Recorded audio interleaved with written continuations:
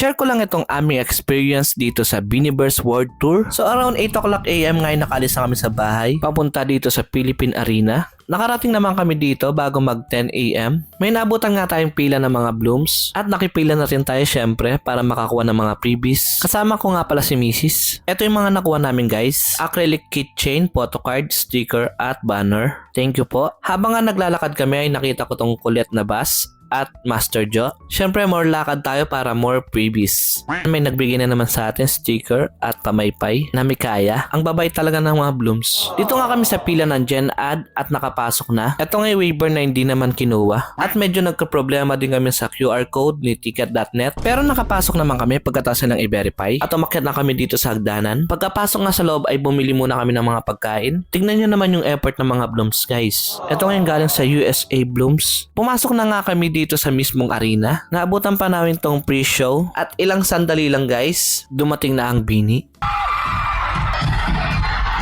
Ito nga yung unang kinanta nila, yung Salamin-Salamin. Sinundan nga ng No Fear. Nung kinanta nga nila tong I Feel Good ay sumakay sila dito sa float na Cuneo. Ang swerte ng mga nasa baba, no?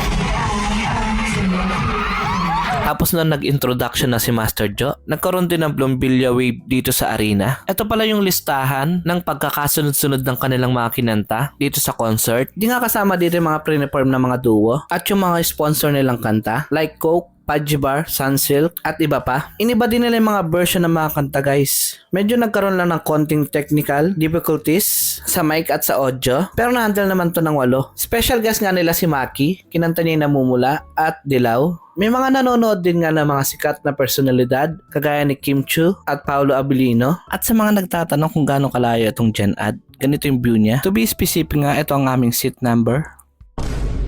Mga 9 o'clock PM nga ay natapos na itong concert. Sobrang nag-enjoy nga ako. Magbabaon na naman tayo ng experience na hindi natin malilimutan. Salamat Bini, hanggang sa muling pagkikita, maybe sa Aurora. Yun lang muna guys, thank you for watching.